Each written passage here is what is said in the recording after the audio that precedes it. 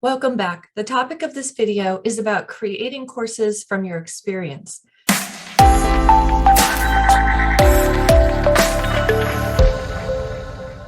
People tend to undervalue their experiences, thinking that maybe something big or dramatic has to happen in your life in order to have something that's valuable to share with others. That really couldn't be further from the truth. And that is not me just stating that what you have in your experience is okay. It doesn't have to be big. Actually, it can sometimes be beneficial to have some very ordinary experiences to share in your courses. And I'm going to talk about 3 reasons why that's true. The first is that those experiences are incredibly relatable. If you're talking about something like making coffee or driving to work or taking care of a baby or any of these ordinary things that might be part of your life, it's likely that somebody either is also experiencing them or has experienced it or knows somebody who has. So it actually makes you a little bit closer. If you talk about how you got bit by a spider to have superpowers, they may be jealous, but it's not as relatable. That doesn't really happen in real life. It does happen in the movies, but in real life, it's really not relatable. Trick here is that even the superheroes, they have ordinary experiences because we can relate with them. So when you have something ordinary to share with someone, you are making yourself more relevant, more relatable, more approachable, and that is a good thing. Secondly, they provide ready-made reminders because they're full of everyday things or ordinary symbols. People see them everywhere. And then thirdly, they give you a lot of confidence to talk about because, I could sit here and talk about something that is like a cool concept that I really love, and I'm not an expert in it, but I can share something that relates to that concept that's from my personal experience, and I am an expert in my own experience. So I'm inspired when we think about, using what's at hand, using what experience we have by the story of Moses. Now, if you remember Moses, he was like Prince of Egypt, right? He was a Hebrew boy born in a time when all the Hebrew babies had to be killed. So his mom put him into the river and he was taken by the princess and, raised in the Pharaoh's household. And then he had to flee Egypt for about 40 years. And while he was out in the desert, God talked to him out of a burning bush. You may have heard about Moses and the burning bush. And while Moses is talking to God, God tells him, I want you to go back to Egypt. I want you to tell them to let my people go and all that type of stuff. And Moses said, how will they even listen to me? Why would anyone listen to me? And that is such a relatable moment. You might feel like you want to create a course about something amazing. And then when you go to create it, you might be just absolutely paralyzed with fear. Why would anyone listen to what I have to say? And so what God told Moses is, what's in your hand? Now, obviously, God knew what was in Moses's hand, but he wanted to draw his attention to that everyday thing that he had, the ordinary thing that he had. And what could be more ordinary than a walking stick, right? And with that stick, Moses actually turned this ordinary object into almost a symbol of his power and authority. So he used this symbol, this staff, this ordinary walking stick, and he threw it down in front of Pharaoh and it turned into a snake. And it ate up all the other snakes that they tried to redo his trick, and it conquered all the other snakes. With this staff, he turned the Nile River into blood. He parted the Red Sea. He held it up when they were battling the Amalekites. And when he held it up, they were winning. And when his arms were failing, they were losing. And he got some help to raise that staff above his head. And they won against the Amalekites. And then he also used this staff to strike a rock, and then water came from the rock. So all these amazing things that happened with a very ordinary thing. And I'm telling you, you have something ordinary too. Your story is relatable. A symbol that you use every day is relatable. And just like God asked Moses, what's in your hand? I'm going to ask you, what do you have at hand? What is ordinary in your life that can be transformed into something extraordinary that when shared in your course can help other people make that lesson true for them also? So I've used ordinary symbols before. I've used chairs. I've used slinkies. I use this one a lot. I think it's really cool as a symbol, not only of a circle, but it's not like you're going around in circles, you're actually improving. There's progress happening with each iteration. I've even used this, well, They used to call it chocolate ice cream, but now it has a different meaning. I don't know why people would have that, but I have used this in a video that's supposed to help make a point. But the one that really has happened to me recently is with a lipstick. And so I had this ordinary moment that was in my life. And I used this ordinary moment. I shared it with a couple of people and they were like, wow, that's incredible. And so to compress the moment, because the story itself isn't important, but how it's used is important. So in this story, I was at work several years ago and I had just taken a sip from my cup. And I was really happy that there was no mark left on the cup. So the cup had no mark on it because my lipstick was non-transferable. It was long lasting. It was amazing. It looked shiny and it was neutral at the same time and it left no mark.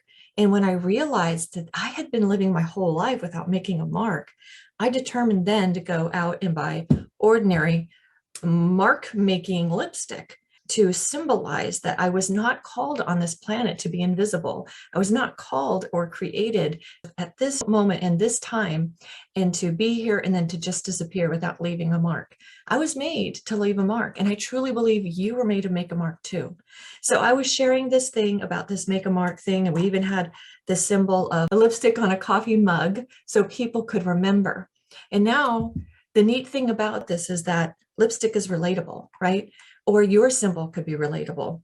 People either use it, and so they're reminded when they use it, or they know somebody who uses it. So it's super relatable. It's also coming up all the time. You see it all the time. You see lipstick on other people. You might also wear lipstick. And so when you put it on, you can remember, I'm going to be bold. When you see a lip print on your coffee cup, you're going to remember, I'm going to live a bold life. I'm going to make my mark on this planet. I'm going to do the right thing and help other people.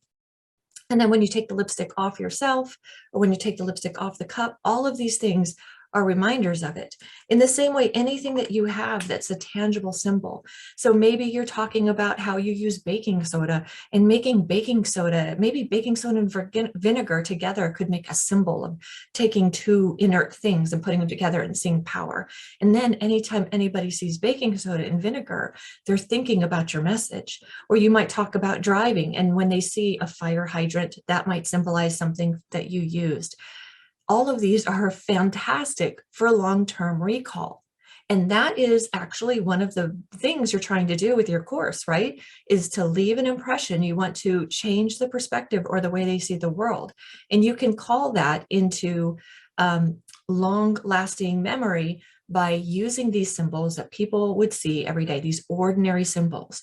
And then, of course, lastly, is about the confidence. I'm not an expert in confidence, all right? So if I'm thinking about all the big names out there who could talk about maybe shame and confidence and being yourself and being vulnerable, I might feel a little intimidated because I can't compete with that. I can't be that person.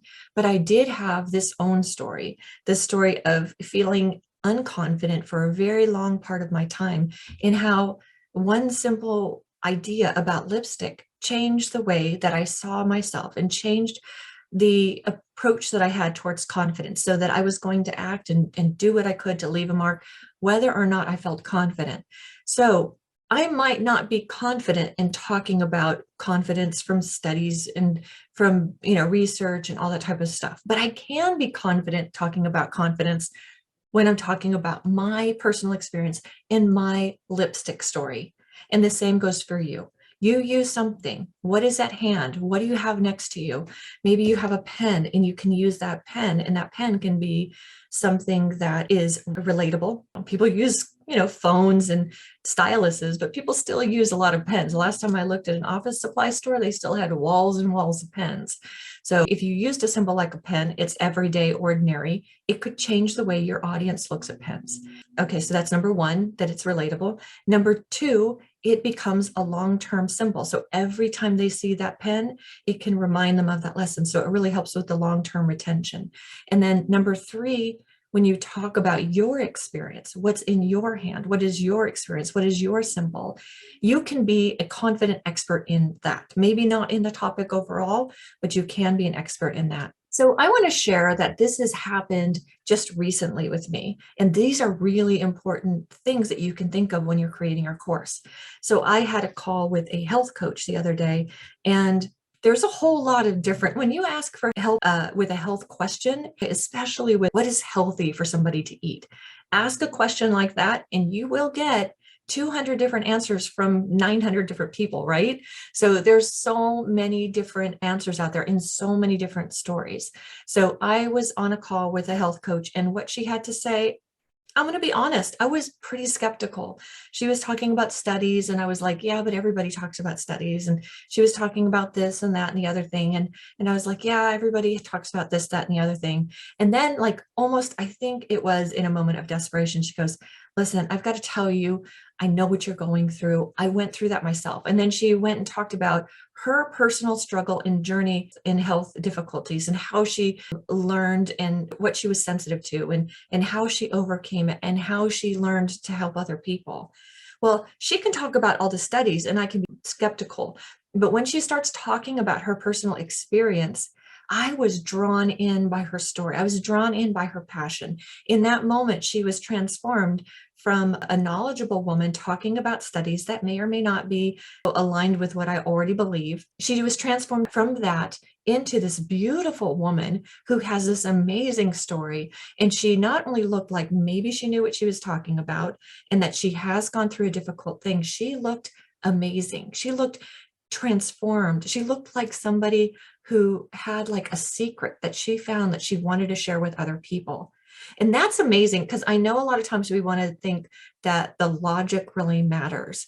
But honestly, we need to get both sides going together. We need to think about the logic and the emotion. And if you approach a topic, something that you want to make a change in somebody's perspective about something, and you're only pursuing that logical course, like she did with me initially in that call, when she talked only about the logic, it was something that I didn't really want to discuss and I didn't believe.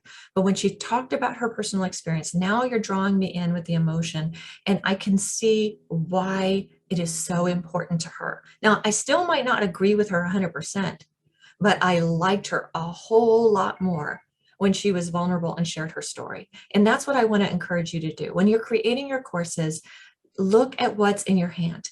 Look at what you have to share with your experience in that particular thing. And let that, number one, help you be relatable. Number two, let that particular symbol help it go into long-term retention. And number three, let it give you a ton of confidence as you talk about your experience. So if you're interested in learning more about course creation, check out my many other videos, and I'm always putting new ones out here every week. Have a great day.